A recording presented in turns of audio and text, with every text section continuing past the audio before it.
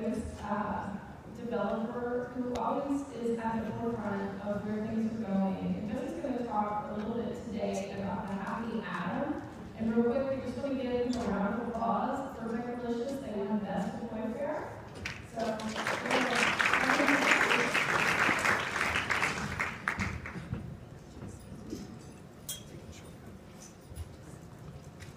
Hey everybody. I was excited to be here today and excited to talk about Happy Atoms. For people who don't know me, I had a background with Disney. I used to be the creative director of a virtual reality studio. About 14 years ago, I started teaching at Carnegie Mellon University at the Entertainment Technology Center, where I still teach. And for about that same length of time, I've been running Shell Games out of Pittsburgh, Pennsylvania.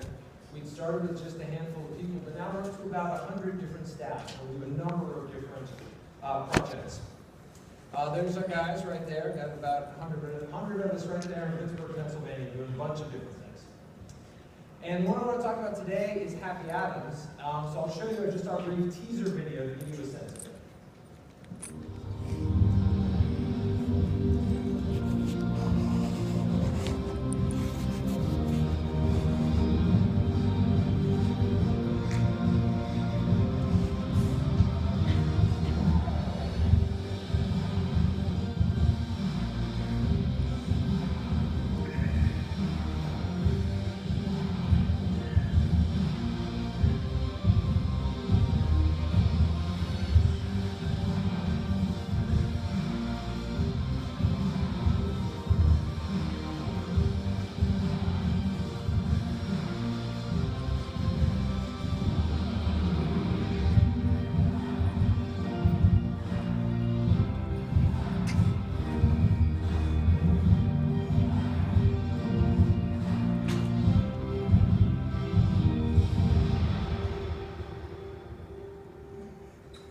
Yeah, so this is something new that we've been working on for a little while. I'm going to tell you the story kind of how it came about, but just to be clear about the status of it, we're currently planning to have it as a product out this coming fall, probably doing a crowdfunding campaign with Indiegogo in the April-May timeframe, but it's already showing it up on the Things and Cosmos booth up on the floor there. And we're very excited to have picked up this Best of Toy Fair from Techlicious, which was pretty cool, pretty exciting to be recognized that way.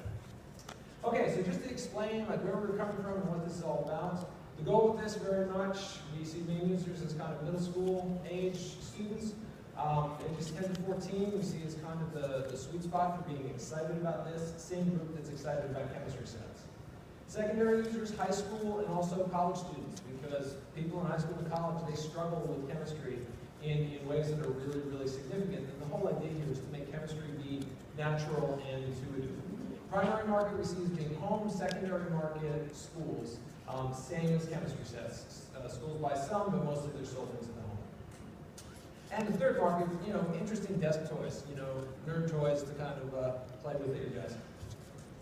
So just the inspiration for this, for me, it started about 40 years ago. I was reading these books by Scott Corbett, the Trick books. I don't know if anybody knows these, but they're all about a kid who meets a strange old lady in the park who gives him a magic chemistry set.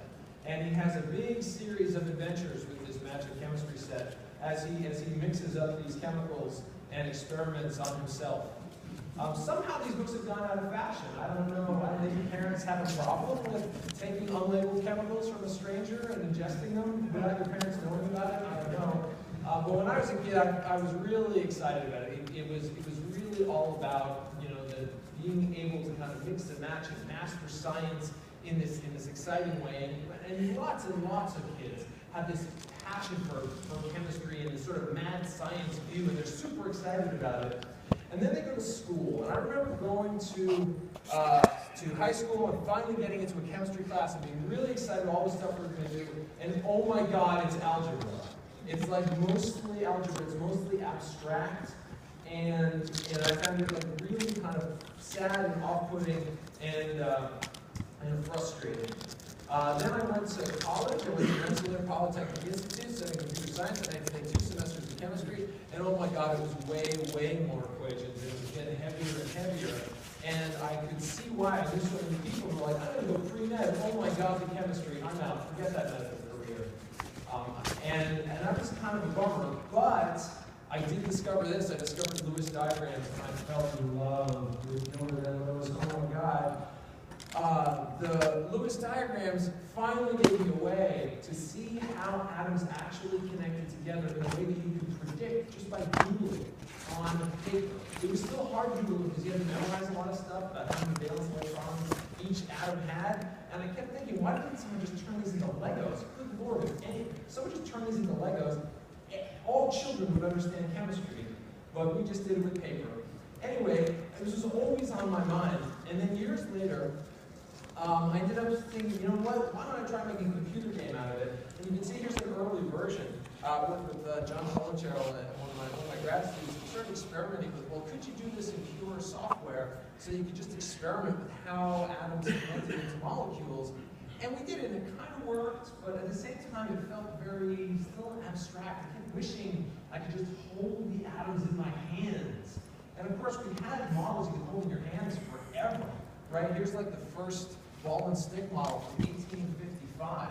And look at ball and stick models today. They don't look very different, right? And here's a couple different model sets that we have in our lab. One's from 1915. There's one's from 2015. In 100 years, look at the advancement we've had. We went from wood to plastic. That's about all we've had. And when have you seen kids playing with these for fun? Almost never. It almost never happens. These sets are not built for fun. They're built so that the teacher can assemble it ahead of time, knowing what they're building, and then show it to the students, and they're designed not to fall apart. They're not designed for fun. They're not designed for discovery. And so we kept thinking, how could we do this? And so I was fooling around with my basement, and I said, you know what, I could make a simple set. And I made this set with ribbons and snaps, just to sort of see if it would work, and could I learn things about chemistry. And I started experimenting, and I'm like, I'm totally learning things. I'm understanding intuitively how atoms form into molecules. So I started bringing it into classrooms and giving kids give each kid like one atom and say, here's the rules for how they snap together, see how many molecules you can make, and I give them a score based on how many molecules they were able to create. And it was exciting, the kids were super into it. So then I started making more advanced ones, like the snaps were okay, but the kids kept ripping them apart. So I started shifting to magnets, and you can see there's an early prototype there using magnets and wires. And here's a video, like an example of some 5th and 6th graders kind of playing with it.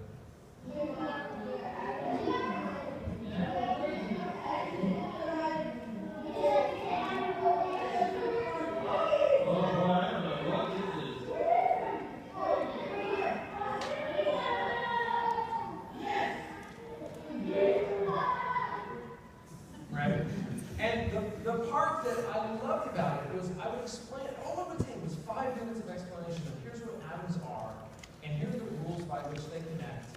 And I'd show them how it worked, and then I'd say go. And then let them play with it for just half an hour. And then I could come back and have conversations. What atoms do you think are most useful? And they would come back, hydrogen. Oh my God, it's so little, but you need it everywhere. And then another kid would be, oh, carbon. Carbon connects with everything. Another kid would be like, I had beryllium. Beryllium doesn't connect with anything. It's really hard to use, right? And not this was anything they were taught, just through playing. They would find this out.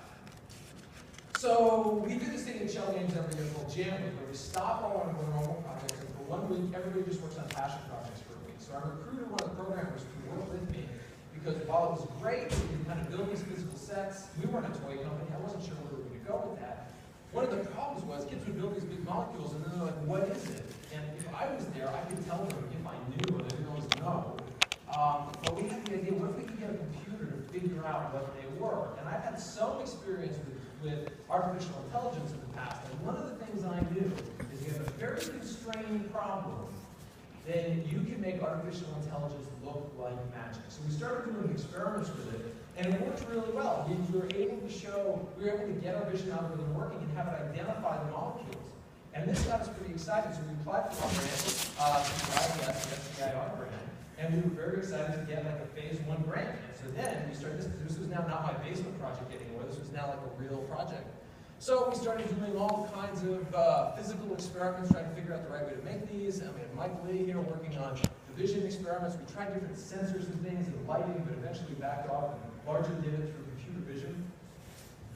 And we built all kinds of prototypes trying to figure it out with springs and strings and rubbers of all different kinds and getting that worked out. Until eventually we arrived at a set that would work more or less like this, with magnets for the bonding sites, steel parts for the electrons, and then silicone arms to kind of allow for the flexibility that was necessary to kind of allow you to build big and crazy things, like this caffeine molecule right here, for example.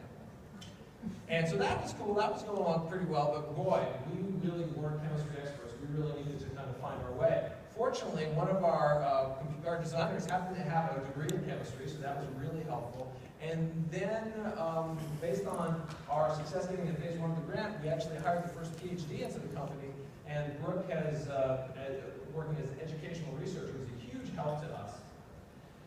And when it came to experts, one thing we did, we really held with Richard Feynman's idea: science is the belief in the ignorance of experts. We had a lot of teachers come to us and say, you can't teach these advanced chemicals to children, it's too complicated for them. They will never be able to figure it out and understand it. But that didn't match what we were seeing. What we were seeing was they could understand it, given that it was presented in a really concrete way. And we took a lot of comfort from Henry Bent. I was reading this book, Molecules and the Chemical Bond, that he wrote, because a lot of chemists we were talking to were frustrated that our model wasn't perfect. And no, I mean, chemistry is really complicated. It's really, you can't make a perfect model. And Henry Bent's big point was the same point as Gilbert and Lewis. In fact, his book is dedicated to Gilbert Lewis.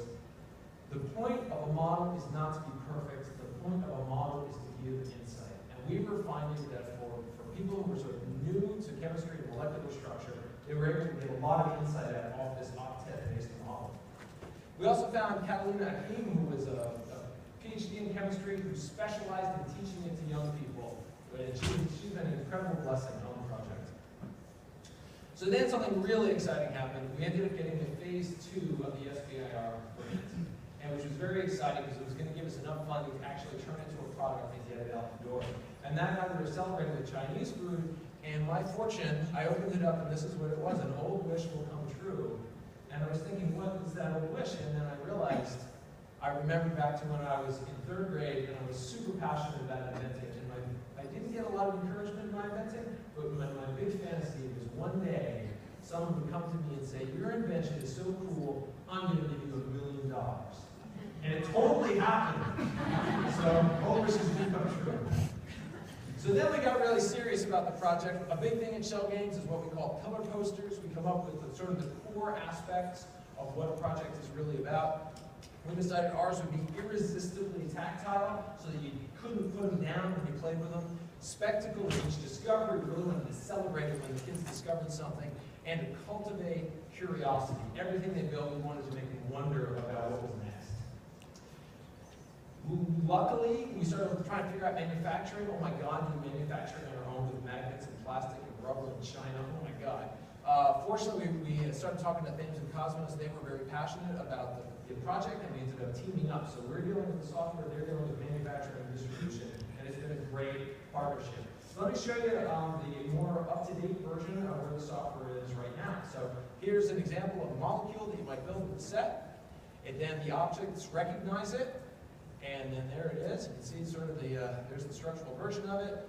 It falls down, boom, into this ocean where it forms an island. And what did you make? You made propane. And we tell you a little bit about propane. Some of them have kind of a cool animation like this one does. And then after you've seen that, you can kind of hit the examine button and let's look at it in more detail.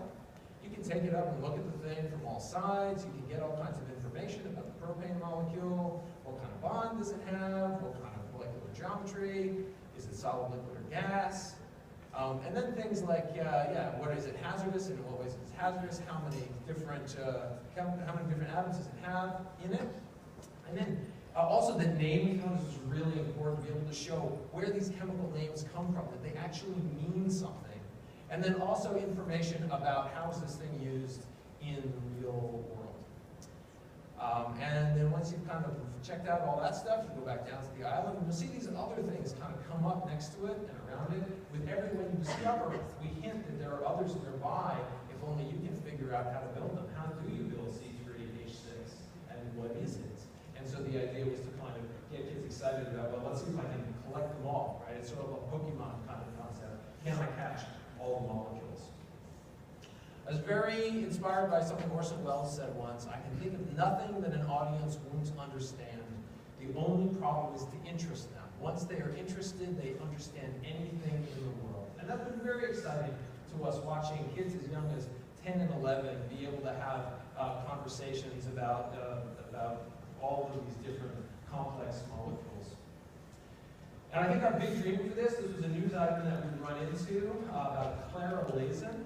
Her science teacher had this really advanced set of molecular modeling set, and she was building things, and she said, hey, I built this really cool structure. This should be a molecule, right? What is it? And he said, I don't know, I can't find it in any book. So he started calling up some PhD chemists that he knew, and they said, we don't know what this is either, but it should exist. And it turns out no one had ever thought about this molecular structure before. And now Clara and her science teacher co-published a paper about the nature of this molecule. And this is awesome, and it's great that it's this one kid, but our dream is, could it be millions of kids doing this? Because when we look at the problems in the world, the problems of pollution, the problems of medicine, the problems of getting fresh water to people, all these problems are chemistry problems. And if we have fewer people turned away from chemistry and more people drawn into it, maybe it'll help make a difference. Thanks very much.